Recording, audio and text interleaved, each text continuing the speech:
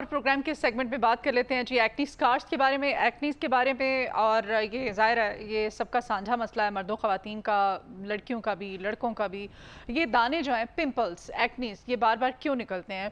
और हमारे बच्चे जब टीन एज में पहुंचते हैं उन पे ज़्यादा आज हम बात करेंगे, उनके फेस पे नहीं बल्कि उनके सामने, उनकी चेस्ट पे, और ये जो बैक साइड होती है, नेक का निचला हिस्सा, इस पे मतलब अजीबोगरीब किस्म के वो दाने निकलते हैं। और दाने बाद में वो निशान छोड़ जाते हैं, वो दाग छोड़ जाते हैं। ये ऐसा क्यों होता है उन बच्चों के साथ?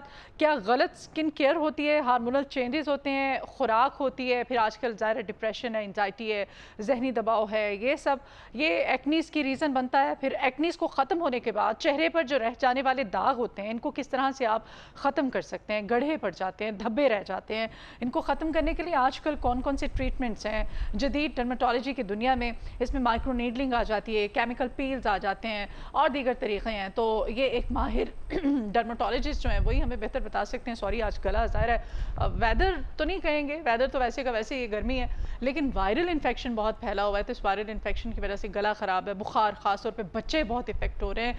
तो बच्चों को बुखार होना, ये वायरल इन्फेक्शन, अपने बच्चों का बहुत ख्याल रखिए, क्योंकि स्कूल्स जैसे ही ओपन हुए हैं बच्चों पे, वो स्कूल्स गए हैं, फिर वो बुखार हो गया, उनको शायद वर्कलोड पड़ा है, या बच्चे ज़ाहिर है छुट्टियों के बाद गए हैं, तो ये सब चल रहा है लाहौर में।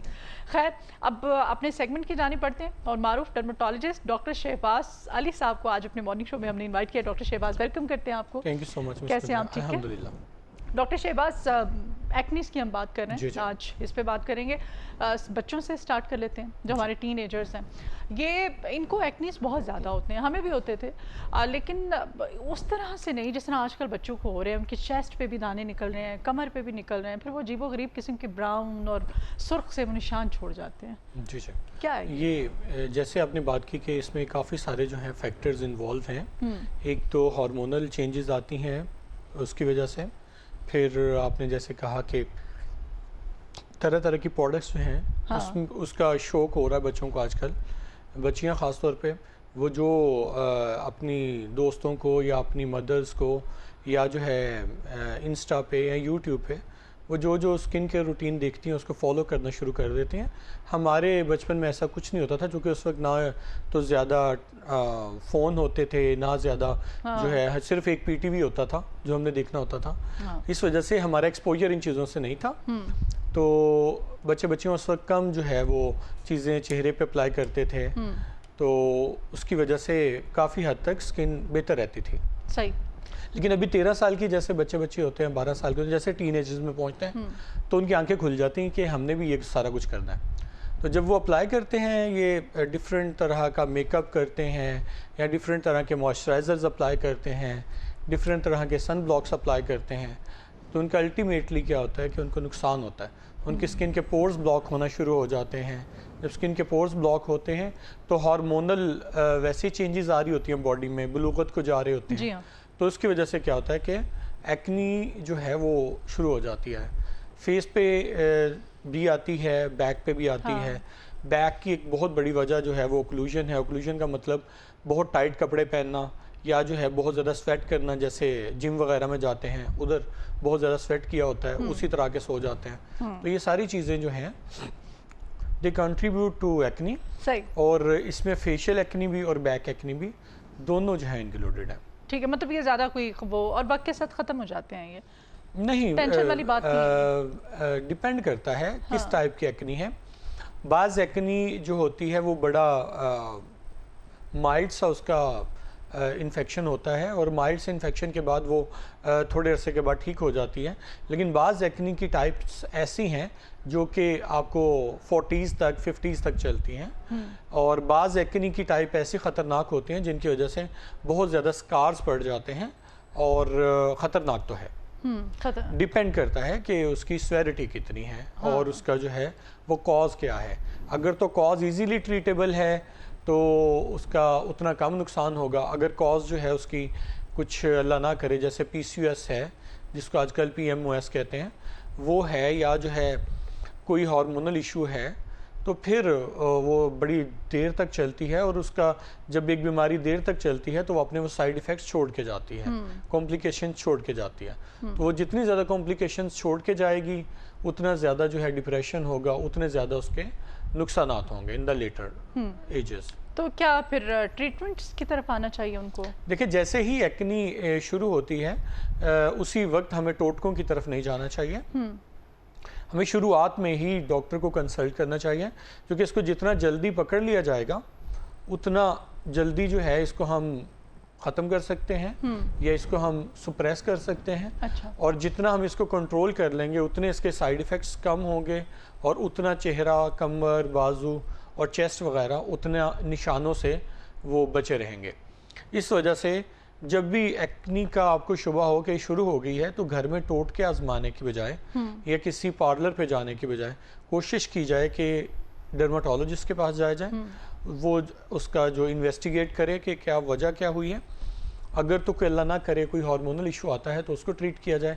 अगर कोई आपकी स्किन केयर रूटीन ऐसी आप यूज़ कर रहे हैं जिसकी वजह से हो रही है तो वो फिर स्किन केयर रूटीन जो है उसको थोड़ा सा बदला जाए या आपको गाइड किया जाए कि आपने ये चीज़ें करनी है और ये चीज़ें नहीं करनी। सही जी, ठीक हो गया। अच्छा, स्कार्स जो बाकी रह जाते हैं, गड्ढे पड़ जाते हैं समटाइम्स, तो उसका क्या तरीका इलाज होता है? अगर आजकल तो एस्थेटिक ट्रीटमेंट्स इतने सारे हैं, उसमें है इसका कोई मुस्तकिल? सबसे पहले तो यही है कि प्रिवेंशन जो होती है वो सबसे अच्छा ट्रीटमेंट होती है। प्रिवेंशन के लिए सबसे पहले जैसे अभी हमने बात की कि डर्माटोलॉजिस्ट के पास शुरू में ही चले जाएं कि आपके जो दाने बन गए हैं वो इतने बड़े ही ना और उनका बाद में जब वो हील हो तो उनके स्कार्स ना रहें। दूसरा, उसके अलावा प्रिवेंशन में ये भी आता है कि आपने दानों को छेड़ना नहीं है। अगर ज़्यादा छेड़ेंगे ज़्यादा बड़ा उसका गड़ा बनेगा, ज़्यादा उसका जो है वो डार्क उसका स्पॉट बनेगा, तो उसकी वजह से उसका इलाज में मुश्किल हो जाएगा। फिर अगर वो रह जाते हैं, जैसे एक्नी स्कार्स बन गए हैं या एक्नी के निशान जो हैं जैसे पिगमेंटेशन है वो रह गई है, तो उन दोनों चीज़ों का इलाज जो है वो आजकल के दौर में वो पॉसिबल है। 100% तो नहीं कह सकता, लेकिन ये कि 70 to 80% तक फ़र्क पड़ता है। तो ये 70-80% बहुत ज़्यादा बड़ा अच्छा इफेक्ट होता है। हाँ। तो इसके लिए हम डिफरेंट जो है मोडेलिटीज़ यूज़ करते हैं। फॉर एग्ज़ाम्पल, अगर जो है सिर्फ पिगमेंटेशन रह गया जिसको हम PIH कहते हैं, या थोड़ा सा रेडनेस रह गया जिसको हम PIE कहते हैं, पोस्ट इन्फ्लेमेटरी एरिथीमा, तो वो जो है उसके इलाज के लिए हम आम तौर पे क्रीम्स लगाने के लिए देते हैं। अच्छा। वो जो क्रीम्स होती हैं उनके अंदर अल्फा आर्बुटेन, कोजिक एसिड, रेटिनोल और इसके अलावा इसी तरह के डीपिगमेंटिंग एजेंट्स जो होते हैं वो दिए जाते हैं। तो उससे ठीक हो जाता है? उससे रेडनेस और जो थोड़ा बहुत अगर एरिथीमा है वो ठीक हो जाता है। लेकिन अगर स्कार्स हैं, स्कार्स के लिए हमें लगाने वाली दवाइयों के साथ साथ डिफरेंट तरह के प्रोसीजर्स करने पड़ते हैं। लगाने वाली दवाइयाँ जो सबसे इफ़ेक्टिव हैं उनमें सिलिकॉन प्रेपरेशंस आती हैं। उसके अलावा उसमें जैसे मैंने बात की रेटिनोल्स, वो यूज़ किए जाते हैं। रेटिनोल्स जो हैं स्किन की क्वालिटी को भी बढ़ाते हैं और स्कार्स की अपीयरेंस को बढ़ाते हैं। विटामिन C जो है वो बड़ा अच्छा उसको हील करता है, तो विटामिन C अप्लाई किया जा सकता है। ये दोनों कंपाउंड्स मिल के बड़ा अच्छा इफेक्ट देते हैं पोस्ट इन्फ्लेमेटरी एरिथीमा पे भी, पिगमेंटेशन पे भी और एक्नी स्कार्स पे भी। इस वजह से जब भी किसी डॉक्टर के पास जाते हैं तो वो शुरू में ये वाला यूज़ करवाता है। फिर उसके बाद डिफरेंट तरह के प्रोसीजर्स की तरफ आ जाते हैं जो कि एक्नी स्कार्स के लिए भी हैं और पिगमेंटेशन के लिए भी हैं। उनमें जो सबसे हम कह लें कि कदीम तरीका इलाज है और सबसे कम जिसके नुकसानात हैं वो है केमिकल पील। केमिकल पील में एक हल्का सा एसिड होता है जो कि स्किन फ्रेंडली एसिड होता है। कुछ जो है वो बादामों से निकाला जाता है वो एसिड, कुछ जो है वो गन्ने के रस से निकाला जाता है, कुछ जो है वो एसिड बनाया जाता है राइस वाटर से, कुछ इसी तरह के एसिड जो हैं वो कुछ दूध से निकाले जाते हैं। डिफरेंट तरह के एसिड्स हैं। एसिड्स का कॉन्सेप्ट एक्चुअली बड़ा पुराना है। जैसे जो जो पुराने ज़माने में मलकाएँ होती थीं वो ऐसे करती थी, वो दूध से बात लेती थी। जब वो दूध में नहाती थी तो उसके अंदर एक एसिड होता है, वो स्किन को डीपिगमेंट करता है, वो स्किन को का कलर फेयर करता है। तो ये इसका कॉन्सेप्ट एक्चुअली वहाँ से लिया गया। अच्छा। तो सबसे पहले केमिकल पील्स आते हैं, उसमें सबसे इफेक्टिव जो है वो सैलिसिलिक एसिड, और अगर बहुत ज़्यादा पिगमेंटेशन है तो ग्लाइकोलिक एसिड। ये दोनों बड़े बेसिक केमिकल पील्स हैं, एसिड्स हैं, जो कि इनकी कंसंट्रेशन के हिसाब से आपकी स्किन डिफरेंट तरह के रिएक्शंस देती है। अगर थोड़ी बहुत पिगमेंटेशन हो तो हम इनकी 10 या 20% या 30% कंसंट्रेशन यूज़ करते हैं। अगर स्कार्स हो तो हम इनकी कंसंट्रेशन बढ़ा देते हैं। इसी तरह TCA पील बड़ा मशहूर है, जिसके साथ देखा होगा पूरी की पूरी स्किन उतरी होती है, दैट इज़ अ TCA पील, और वो ज़्यादातर गोरों में यूज़ होता है। अगर यूट्यूब पे जाके केमिकल पील को सर्च करें तो सबसे पहले पेशेंट परेशान हो जाते हैं हाँ। कि हमारी पूरी की पूरी स्किन जो है उसकी लेयर उतर जाएगी। Really? तो नीचे से फिर वो नई स्किन निकलती है। जी जी जी, जैसे पूरा हमने पिछली दफा बात की थी कि सांप की स्किन उतरती है, इसी तरह अच्छा, अगर TCA पील लगाया जाता है। अच्छा, वो कोई मास्क लगाते हैं आप? नहीं, मास्क नहीं लगाते, वो पानी की तरह का एसिड होता है जिसको स्किन पे लगाते हैं फॉर 2 to 3 मिनट्स। उसके साथ क्या होता है, उसके साथ वो आपकी जो स्किन की सुपरफिशियल लेयर है उसके अंदर जाके वो रिएक्शन करता है। वहाँ पे प्रोटीन्स के साथ जब रिएक्शन होता है तो वो प्रोटीन्स डेड हो जाती हैं और वो स्किन उतरती है। जब वो तो नहीं है? नो, हल्की सी बर्निंग होती है, पेनफुल ज़्यादा नहीं होता। हम लोग बहुत कॉमन हमारा प्रोसीजर है और लोग बड़ा इजीली करवाते हैं। ये जो है केमिकल पील बहुत इफेक्टिव प्रोसीजर। तो फिर कितनी देर बाद वो सही हो जाता है? इट टेक्स, अगर तो केमिकल पील जो है वो हम लोग थोड़ा सा माइल्ड यूज़ करें, जैसे मैंने बात की सैलिसिलिक एसिड की या ग्लाइकोलिक एसिड की, तो उसमें 1 से 2 दिन लगते हैं। लेकिन अगर TCA पील यूज़ करना पड़ जाए तो उसके लिए कम से कम हमें 6 to 7 डेज चाहिए होते हैं हीलिंग के लिए। अच्छा, उसके बाद तो उसमें एहतियात क्या करनी होती है? एहतियात एक तो सन एक्सपोजर कम करना होता है, चूल्हे से एक्सपोजर कम करना होता है, बस ये करना होता है। और साथ में मेकअप कर सकते हैं आफ्टर 24 to 48 आवर्स, अगर आपने ग्लाइकोलिक एसिड या सैलिसिलिक एसिड अप्लाई करवाया। अच्छा। और उसके बाद जो है इसके साथ साथ आपको आपकी स्किन केयर रूटीन भी बताई जाती है, आइसिंग करनी होती है। ये ट्रीटमेंट नहीं, ये सबसे जो है सस्ता ट्रीटमेंट है और सब पेनफुल भी नहीं है। और पेनफुल भी नहीं है। और ये किस किस्म की स्किन, एक्नी वाली स्किन पे, या अगर आपको पिगमेंटेशन है, किसी को डार्क सर्कल्स हैं, टैन है, आपकी स्किन इवन टोन में नहीं है, उनको भी? सारों के लिए यूज होता है। ये मिलाजमा के लिए भी है, ये एक्नी के लिए भी है, एक्टिव एक्नी जो पीप वाले दाने बने होते हैं।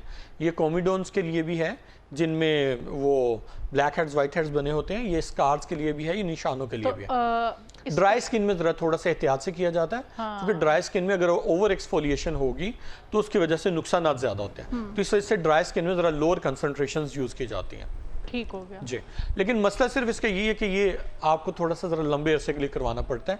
2-2 हफ्ते के बाद या महीने के बाद, 6 महीने या साल आपको ये जारी रखना पड़ता है। लेकिन this is very effective treatment, और इसको हम लोग कई और जगहों पे भी यूज़ करते हैं, जैसे हाथों को अगर एजिंग से बचाना हो उसके लिए, फाइन लाइंस वगैरह के लिए, रिंकल्स के लिए, या जो है अगर पिगमेंटेशन हो जाए हाथों पाँव पे, वहाँ पे भी यूज़ किया जाता है।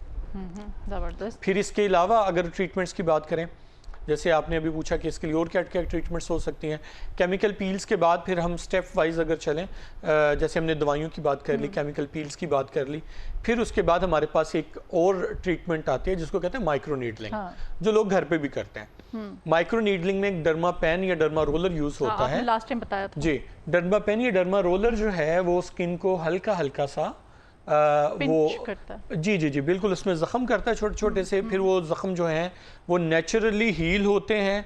जब वो नेचुरली हील होते हैं तो उसमें स्कार जो हैं वो आहिस्ता आहिस्ता भरना शुरू हो जाते हैं। तो वो बाज़ लोग जो हैं उसको PRP के साथ मिला के करते हैं, बाज़ लोग जो हैं उसको सादा उसके बगैर करते हैं। तो माइक्रो नीडलिंग हो गया। माइक्रो नीडलिंग के बाद आगे जो हमारे पास ऑप्शंस आती हैं वो फिलर्स की आ जाती हैं। अगर स्कार ज़्यादा हो तो हम उनके अंदर फिलर्स लगा सकते हैं, या फिर उसके अलावा हमारे पास जो और एडवांस्ड ट्रीटमेंट्स आ जाती हैं उनमें लेज़र्स हैं, जिनमें उनको हम फ्रैक्शनल लेज़र्स कहते हैं, जो कि थोड़े से इन्वेसिव होते हैं और उनकी वजह से स्किन पे ऐसे अपीयरेंस आती है जैसे जला हुआ होता है। उसमें CO2 लेज़र जो है वो गोल्ड स्टैंडर्ड है for acne scars. CO2 carbon dioxide laser fractional laser होता है। वो क्या करता है, वो उसी तरह जिस तरह माइक्रो नीडलिंग जो है ज़ख़म करती है स्किन के अंदर, वो ज़रा डीपर लेवल पे जाके स्किन के अंदर छोटे छोटे से पंक्चर्स कर देता है, जिसके बाद स्किन खुद को हील करती है।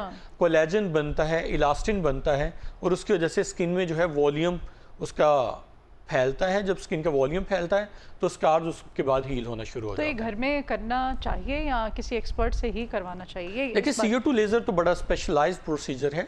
वो हर डर्माटोलॉजिस्ट भी नहीं करता। चंद डर्माटोलॉजिस्ट जो होते हैं उसमें ट्रेंड होते हैं। तो CO2 लेज़र के लिए तो हम घर पे तो बिल्कुल भी नहीं कर सकते। नहीं, माइक्रो नीडलिंग क्या बात? माइक्रो नीडलिंग की जा सकती है, लेकिन माइक्रो नीडलिंग के लिए अच्छी तरह से किसी से एक दफ़ा गाइडेंस ले लें, क्योंकि अल्लाह ना करे अगर आपने ज़्यादा जो है वो डीप स्कार्स कर लिए तो उसका नुकसान भी हो सकता है, साइड इफेक्ट्स। जी जी, ठीक है। अच्छा, ये इसके अलावा और कौन कौन सी रीज़न हो सकती हैं? हम कह रहे हैं कि टीन एज में आना, बलूगत की तरफ जाना, इसके अलावा और क्या प्रॉब्लम्स हो सकती हैं? इसके अलावा जैसे आपने एक बात की कि स्ट्रेस जो है उसकी वजह से भी एक्नी निकलती है। स्ट्रेस की वजह से एक एक्नी होती है, उसको कहते हैं एक्नी एक्सकोरी।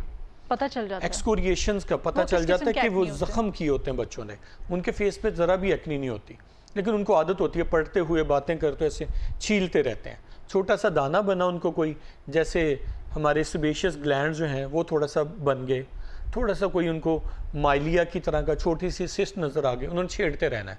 जब वो छेड़ते हैं उससे क्या होता है, उससे एक्नी जो है वो उससे वो उसका निशान पड़ता है, उसमें इन्फ्लेमेशन होती है और वो एक्नी की तरह की उसकी लुक आना शुरू हो जाती है। एक तो ये वजह होगी स्ट्रेस की वजह से।